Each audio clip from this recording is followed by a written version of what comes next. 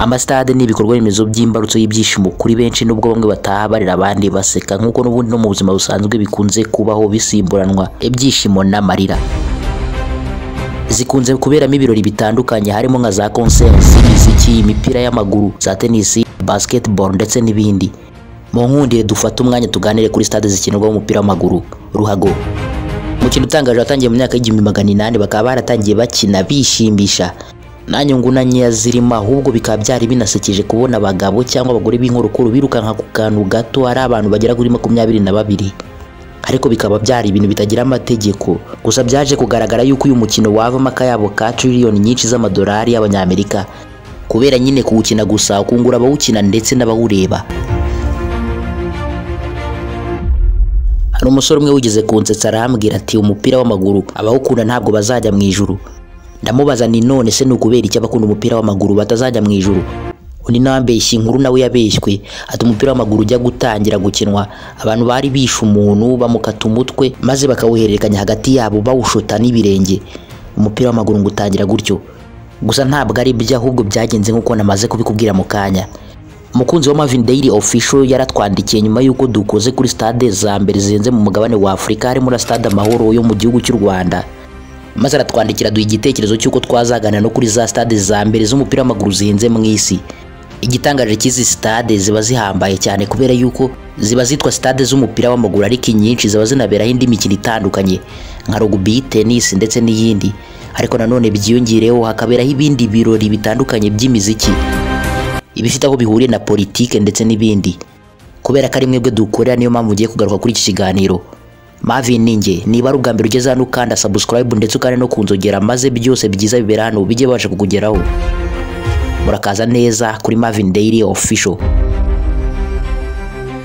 Ku mwanya wa 10 turajya mu gihugu cy'Ubudage, turasanga stade nziza cyane yaka amatara neza nka stade Amahoro, ariko akaba ari amatara yaka gusa mu mabara y'umutuku ndetse n'ubururu, cyangwa se yisobekeranya amabara y'umutuku nyine n'ubururu. Akaba ari amabara yambarwa n'ikipe ikinira kuri iyo stade yakira andi makipe.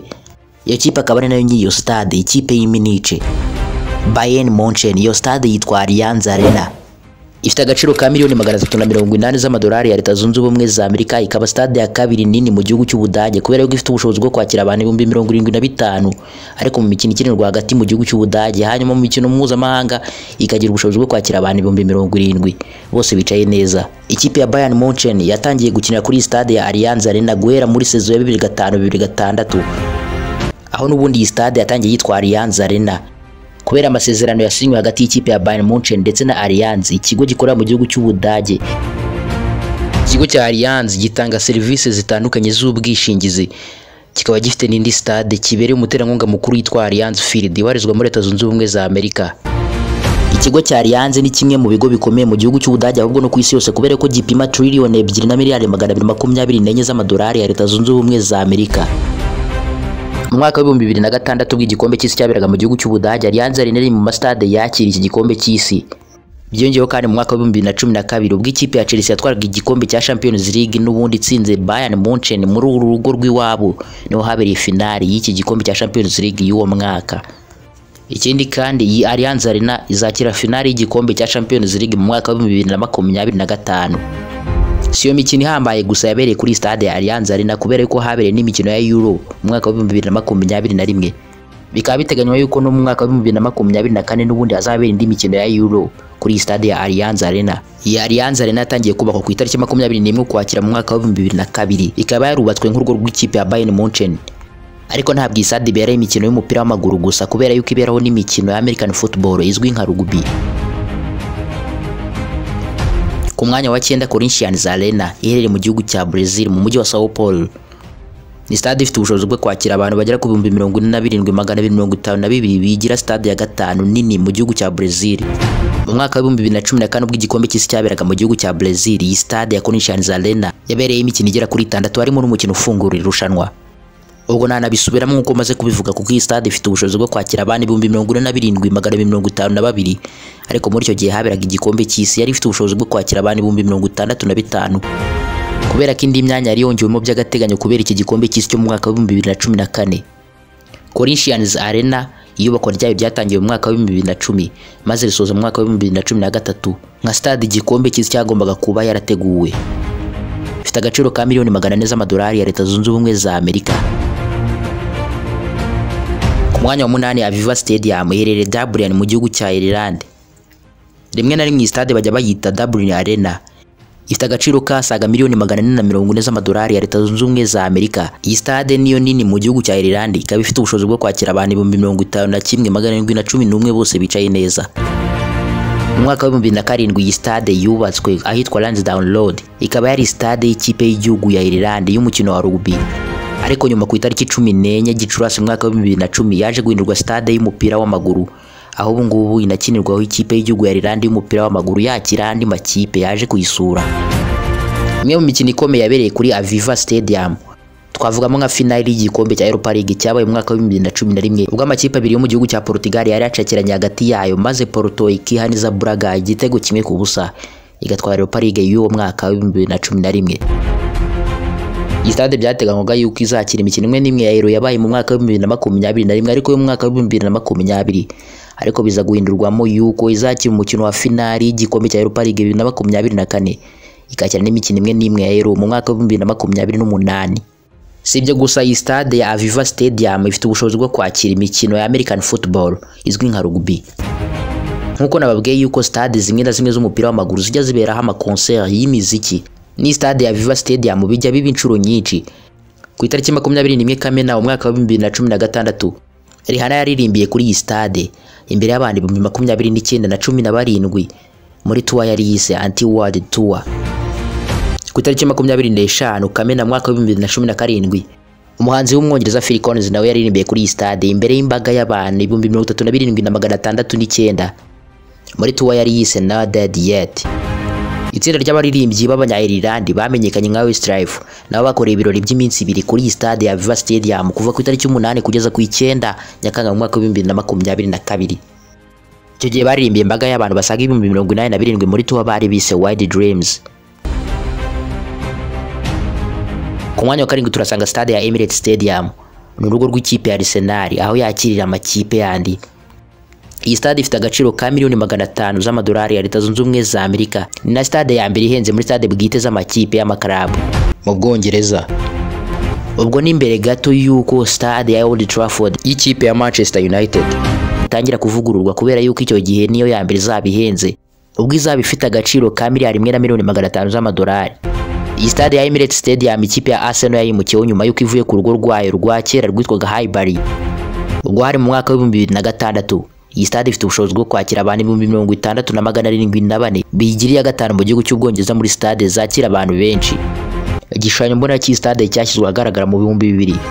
Bidateye kabiri uruganda rwa Emirates ruhita rushyira umukono ku masezerano n'ikipe ya Arsenal yuko stade yabo izabitirirwa ikitwa Emirates Stadium. Yitiriwe iki kigo gitanga serivisi z'ubwikorezi bwo mu kirere, gucuruza umunyenga wo mu ndege. Iki gihe ikipe ya Arsenal yimukira kuri stade ya Emirates Stadium ivuye ku rugo rwayo rwa kera rwa Highbury bahozeho guhera mu mwaka wa 1913 hari ku gihe cy'umutoza Arsene Wenger ufite ubwenegihugu bw'Ubufaransa n'Ubudage. Ku mwanya wa 6 turajya ku mugabane wa Afurika. Ni stade ya mbere ihenze ku mugabane wa Afurika ya Cape Town Stadium, ifite agaciro ka miliyoni 600 z'amadolari ya Leta Zunze Ubumwe za Amerika, ikunze no kwitwa DHL Stadium. Iherereye mu mujyi wa Cape Town mu gihugu cya Afurika y'Epfo. Mbere yo kwitwa Cape Town Stadium cyangwa DHL Stadium, izindi zitwa kugeza mu mwaka wa 2025 yahoze yitwa Green Point Stadium. Icyo gihe ikaba yari ifite ubushobozi bwo kwakira abantu 55,000, ariko kubw'igikombe cy'isi cyo mu mwaka wa 2010 iyi stade yagombaga kwakiramo imikino imwe n'imwe yacyo yarazamuwe igezwa ku bushobozi bwo kwakira abantu 64,000 bose bicaye neza. Cape Town Stadium ivugururwa ryayo ryatangiye mu mwaka wa 2007 kugeza mu mwaka wa 2009. Ikaba ari stade y'umupira w'amaguru ariko nanone ibera indi mikino itandukanye itari umupira w'amaguru gusa, harimo nka rugby, tennis ndetse n'iyindi. Ku mwanya wa 5 Olympic Stadium Quebec iherereye Montreal mu gihugu cya Canada, ifite agaciro ka miliyoni 870 z'amadolari y'abanyamerika. Iyi stade yubakwa yari yubakiwe imikino mu mwaka wa 1976 ya Olympique, maze iyubakwa ryayo ritangira mu mwaka wa 1970. Irindi zini stade yitwa ni The Big O, cya O kinini kubera yuko ifite ishusho y'uruziga runini cyane, bitandukanye n'izindi stade zo mu gihugu cya Canada. niyo stade yakira abantu benshi mu gihugu cya Canada, ikaba ifite ubushobozi bwo kwakira abantu 56,000 bicaye neza. Iyi stade igishushanyo mbonera cyashushanyijwe mu mwaka w'1963 gishushanyijwe n'umufaransa uzwi cyane nk'umwe mu architecte b'abahanga, akaba yitwa Roger Taillibert. Ubusanzwe Olympic Stadium Quebec yakira imikino itandukanye muri shampiyona ya Canada, ariko hari indi mikino mpuzamahanga yagiye yakira kandi binatangaje cyane, kubera ko ku itariki 25 Nyakanga mu mwaka w'2009 yakiriye umukino wa Trophée des Champions uhuza amakipe abiri yatwaye igikombe cya shampiyona y'Ubufaransa ndetse n'iyegukanye igikombe cy'igihugu cy'Ubufaransa. Icyo gihe Genk yaciriye inkoni Bordeaux yitsinze ibitego 2-0. Ku itariki 29 Mata mu mwaka wa 2015 iyi stade yakiriye umukino wa finali y'igikombe cya CONCACAF Champions League ikinirwa muri Amerika y'Amajyaruguru. Wari umukino wahuje Montreal Impact yo mu gihugu cya Canada na Club America yo muri Mexique. Ku mwanya wa kane turasanga Wembley Stadium kinirwaho n'ikipe y'igihugu y'Ubwongereza y'umupira w'amaguru, iri kwakira andi makipe yahuye nayo. Ariko nanone indi kipe ari yo yose ifite ibibazo bya stade yayo ibyo ari byo byose mu Bwongereza, yaba iri kuyivugurura cyangwa iri kubaka inshyashya, ibiri gukinira kuri stade ya Wembley Stadium iherereye London mu gihugu cy'Ubwongereza. Iyi stade ifite ubushobozi bwo kwakira abantu 90,000 bicaye neza, ikaba yarahoze yitwa The Empire Stadium ubwo yubakwaga mu mwaka w'1923 maze igakinirwaho umukino wa mbere wo mu irushanwa rya FA Cup. Ubwo hari ku itariki 28 Mata mu mwaka w'1923 ikipe ya Bolton Wanderers ikaba yari yacakiranye na West Ham United. Ibyo byose bikaba byarabaye ku ngoma y'umwami George wa gatanu. Icyo gihe yubakwa nka The Empire Stadium yari yatwaye agaciro k'750 by'amayero avunjwe mu miliyoni 43 z'amayero y'uyu munsi. Maze mu mwaka w'2007 abari bwivugururwa noneho nka Wembley Stadium itwaye akayabo ka miliyari 1,500,000 mu madolari ya Leta Zunze Ubumwe za Amerika. Wembley Stadium yagiye yakira imikino itandukanye y'ibikonyuzi, nk'aho mu mwaka w'1966 ikipe y'igihugu y'Abongereza yatwaye igikombe cy'itsinzi ikipe y'igihugu y'Ubudage bw'Uburengerazuba ibitego 4-2 byabereye kuri stade ya Wembley Stadium yitwaga icyo gihe The Empire Stadium. Icyo gihe ryari irushanwa ry'igikombe cy'isi ryari ryabereye mu gihugu cy'Ubwongereza muri uwo mwaka w'1966. Wembley Stadium ntabwo ifite ubushobozi gusa bwo kwakira imikino y'umupira w'amaguru, ahubwo ifite n'ubushobozi bwo kwakira imikino ya rugby. Bimwe mu bikorwa bitandukanye by'ibitangaza byabereye kuri stade ya Wembley Stadium ariko biri hanze y'umupira w'amaguru, harimo nko kuba igihangange mu mateka y'umuziki mu isi Michael Jackson yaririmbiye kuri iyi stade inshuro 7 zitandukanye bitandukanye n'undi muhanzi wari wese wo mu isi, kubera yuko kuri iyi stade buri nshuro yajyaga ku rubyiniro rwaho yabaga ari imbere y'imbaga y'abantu basaga 504. Umuhanzi w'umunyekanada Celine Dion nawe yaririmbiye muri iyi stade imbere y'imbaga y'abantu basaga 80,000 muri tour yise Let's Talk About Love. Bikaba byarabaye ku itariki 11 ndetse na 12 Nyakanga mu mwaka w'1999. Ku mwanya wa gatatu ya Stade Camp Nou izwi nka Spotify Camp Nou ikaba yarafashije izina nyuma y'uko ikigo gicuruza imiziki cyo muri Sweden gisinya amasezerano y'ubufatanye hagati yacyo n'ikipe ya FC Barcelona nyiri stade. Ubwo urubuga rucuruza imiziki rwayoraga ibifaranga byinshi rukabereza ikipe ya FC Barcelona mu mwaka w'2022. Iyi niyo stade nini mu gihugu cya Espagne ndetse n'i Burayi hose, ikaba iya kabiri nini mu isi hose, ikaba ifite ubushobozi bwo kwakira abantu 150,000. Ubwikurikiye yitwa Longgrado First May Stadium yo muri Korea y'Amajyaruguru ifite ubushobozi bwo kwakira abantu 150,000, ikaba ihagaze kuri hegitari 21. Nkuko nabivuze ni rwo rugo rw'ikipe ya FC Barcelona, ikipe ikinira muri Espagne. Iyi stade ya Camp Nou ikaba ifite agaciro ka miliyari 1,800,000 z'amadolari ya Leta Zunze Ubumwe za Amerika, yafunguye mu mwaka w'1957 maze yongera kwagurwa mu mwaka w'1980 mbere ho gato y'igikombe cy'isi cyo mu mwaka w'1982 cyari kuzabera mu gihugu cya Espagne. Maze nanone ku nshuro ya gatatu hakusanywa miliyoni 250 z'amayero yo gukomeza kwagura ino stade ya Camp Nou kugeza kuri ubwo bushobozi bwo kwakira abantu 150,000. Iyi stade yakiriye imikino mpuzamahanga itandukanye, harimo nka finale ya UEFA Champions League mu mwaka w'1989 ndetse nanone na finale ya UEFA Champions League mu mwaka w'1999 ubwo ikipe ya Manchester United yacakiranaga na Bayern Munchen. Iyi stade kandi yakiriye imikino itandukanye y'igikombe cy'icyo mu mwaka w'1982 cyatwawe n'ikipe y'igihugu y'Ubudage bw'Uburengerazuba, hakaba harimo n'umukino ufungurira irushanwa. Si ibyo gusa, stade ya Camp Nou yakiriye imikino itandukanye yo muri Euro ya mu mwaka w'1964. Ku itariki 17 Ugushyingo mu mwaka w'1982 imbere y'imbaga y'abantu 121,500 Papa Yohani Paulo wa kabiri yahasomeye misa kuri stade ya Camp Nou. Ku itariki 9 Kanama 1988 icyamamare cy'ikirangire Michael Jackson yaririmbiye imbere y'abafana basaga 95,000 kuri stade ya Camp Nou muri tour yari yise Bad World Tour. Ku mwanya wa kabiri Stadio Santiago Bernabeu ni urugo rw'ikipe ya Real Madrid. Iyi stade yitwa rino zina yaryitiriwe umukinnyi wayo akaba n'ikirangire cy'umuperezida w'ikipe w'ibihe byose, akaba yitwaga Santiago Bernabeu de Este ukomoka mu gihugu cya Espagne. Yakiniye ikipe mu mwaka w'akataraboneka imyaka igera kuri 16 maze arongera abaperezida wayo guhera mu mwaka w'1943 ku itariki 11 Nzeri kugeza ku munsi w'urupfu rwe ku itariki 2 Kamena mu mwaka w'1978. imyaka yose igera kuri 34 n'iminsi 264 ari perezida w'ikipe ya Real Madrid. Estadio Santiago Bernabeu itangira kubakwa hari ku itariki 22 Kamena mu mwaka w'1944 maze ifungura mu mwaka w'1947 ku itariki 14 Ukuboza. Ubwa mbere kuri stade habera umukino wari umukino wahuje ikipe ya Real Madrid n'ikipe ya Belenenses, aho Sabino Barinaga wakiniraga Real Madrid yafunguye amazamu maze ashyiraga igo kibiye byose ko gutsinda igitego cya mbere kuri iyi stade.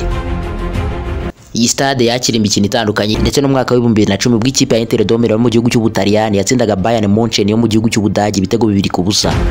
Sibyo gusa yakiriye finali ya Euro mu mwaka w'1964 ndetse na finali y'igikombe cy'isi cyo mu mwaka w'1982. Agahigo ko kwakira ibikombe bibiri bitandukanye, igikombe cya Euro ndetse n'igikombe cy'isi kuri finali zabyo, ni stade ya Santiago Bernabeu yonyine yabikoze. Kandi nanone ikaba yarakoze kandi gahigo ko kwakira izo finali za Champions League navuze haruguru, ariko nanone ikakira indi Champions League yo muri Amerika y'Epfo, Copa do Libertadores Champions League. Iyo gihe hari mu mwaka wa 2018. Nkuko nari nabivuze, iyi stade yatangiye kubakwa mu mwaka w'1944 ariko yaje kuvugururwa mu mwaka w'2001 ubwo perezida w'ikipe ya Real Madrid Florentino Perez yongeragaho miliyoni 125 z'amayero kugira ngo yagurwe hashyirwamo urwambaro rushya, imyanya mishya ya VIP ndetse n'ibindi. Iyi stade ya Santiago Bernabeu ifite ubushobozi bwo kwakira imikino ya American Football arizwi nka rugby. Ku itariki 12 Nzeri mu mwaka w'1983 kuri stade ya Santiago Bernabeu, Julio Iglesias se wa Enrique Iglesias n'ubundi yaririmbiye imbere y'imbaga y'abantu basaga 100,000 kuri stade. Iyi stade ya Santiago Bernabeu ni urugo rwa Real Madrid nk'ikipe yo muri Espagne, ariko nanone ikipe y'igihugu ya Espagne yo yakiriye andi makipe magenzi yayo n'ubundi yakira kuri stade ya Santiago Bernabeu. Ifite agaciro ka miliyari 1,900,000 mu madolari y'abanyamerika. Biratangaje, ku mwanya wa mbere turajya mu gihugu cy'Ubudage turasanga stade yitwa Signal Iduna Park, urugo rwa Borussia Dortmund. Bivugwa yuko ikipe ya Borussia Dortmund ariyo kipe ya mbere ku isi ifite abafana bihariye kubera yuko bafite imifanire yabo yihariye itandukanye n'iy'abandi, urwo rwo kugira ngo bafashe ikipe yabo bakunda gucira inkona andi makipe aba yaje kuri iyi stade ya Signal Iduna Park. Ifite agaciro ka miliyari 2 z'amadolari ya Leta Zunze Ubumwe za Amerika. Ikaba ifite ubushobozi bwo kwakira abantu 81,365 harimo abahagaze ndetse n'abicaye, ariko abicaye neza gusa ni 35,829. Ibi rero bikaba bigira stade ya mbere nini mu gihugu cy'Ubudage. Nayo nk'izindi stade zikomeye yagiye yakira imikino ikomeye itandukanye mu mwaka wa 2001 ubwo yakiraga finali ya Europa League, kandi nanone mu mwaka wa 1974 ubwo igikombe cy'isi cyaberaga mu Budage bw'iburengerazuba. Iyi stade yabereye imikino imwe n'imwe y'iryo rushanwa. Nanone mu mwaka wa 2006 ubwo Ubudage bwongeraga kwakira igikombe cy'isi, imikino imwe n'imwe yabereye kuri iyi stade. Iyi stade yubatswe mu mwaka wa 1960 mu gihe mu gikombe cy'isi cyo mu mwaka wa 1974 yari ifite ubushobozi bwo kwakira abantu basaga 54,000, ariko mbere y'igikombe cy'isi cyo mu mwaka wa 2006 irongera iragurwa igezwa ku bushobozi bwo kwakira abantu basaga 65,000. Ni nimwe mu stade yihagazeho ku isi kuba waza kuyireberaho umupira kubera yuko umwanya umwe usanzwe ushobora guhagarara amadolari 500 ahwanye n'arenga 600 by'amanyarwanda. Ngayo nguko nkuko mwabidusabye ngeze stade 10 za mbere zihenze ku isi yose. Gusa wenda bitewe nuko wowe ubitekereza, ubwo ushobora gutondeka urutonde rwawe bitewe n'amakuru runaka ufite. Niba wakunze iyi video kanda like, ubundi utanga igitekerezo cyawe muri comment. Ubuzima bwiza, ibyishimo ndetse n'amafaranga bibasesekareho.